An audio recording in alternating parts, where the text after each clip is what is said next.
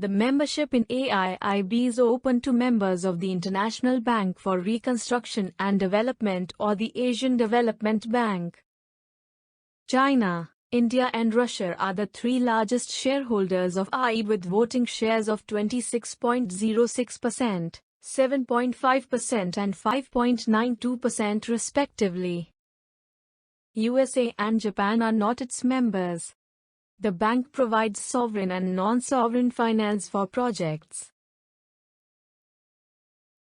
Asian Development Bank now has 67 members, of which 48 from within Asia and Pacific while remaining 19 from outside. The bank admits member countries from Asian region and non-regional developed countries.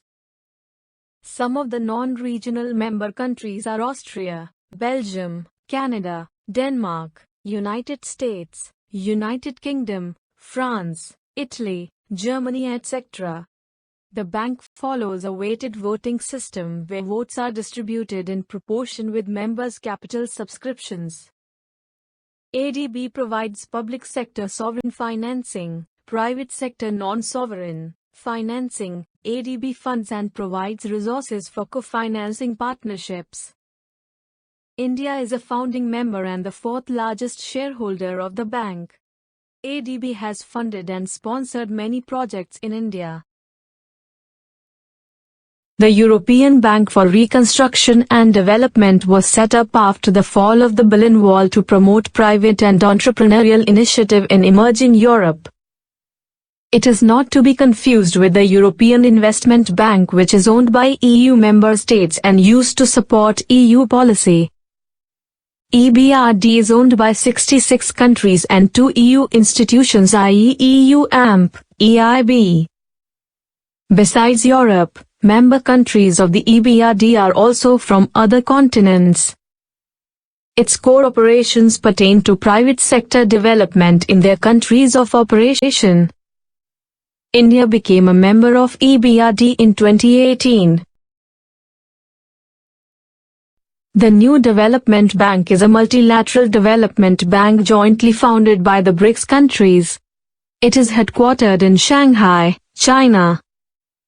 It supports sovereign and non-sovereign projects through loans, guarantees, equity participation, and other financial instruments.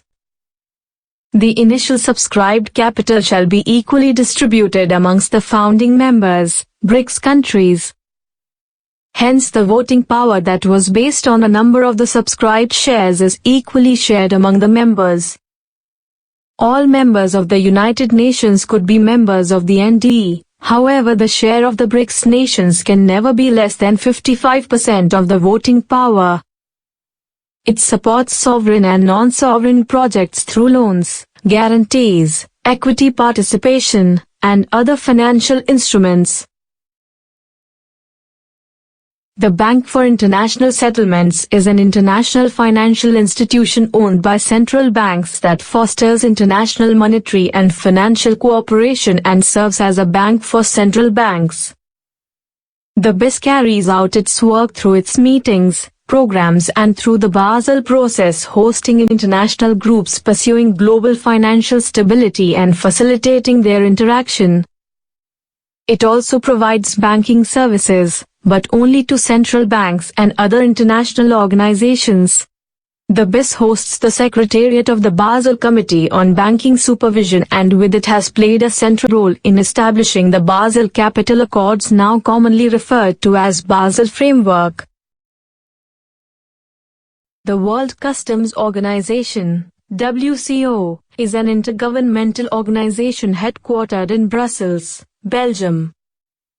The WCO is noted for its work in areas covering the development of international conventions, instruments, and tools on topics such as commodity classification, valuation, rules of origin, collection of customs revenue, supply chain security, international trade facilitation and customs enforcement activities.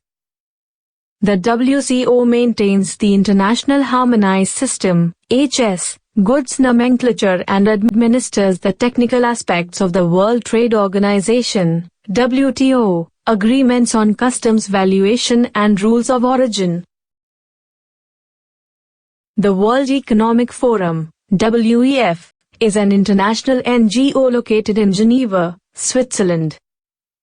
The World Economic Forum's mission is committed to improving the state of the world by engaging business, political, academic, and other leaders of society to shape global, regional, and industry agendas.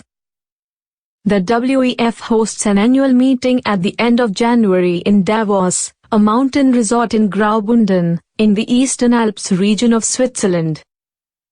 The meeting brings together some 3,000 business leaders, international political leaders, economists, celebrities, and journalists for up to 5 days to discuss global issues, across 500 sessions.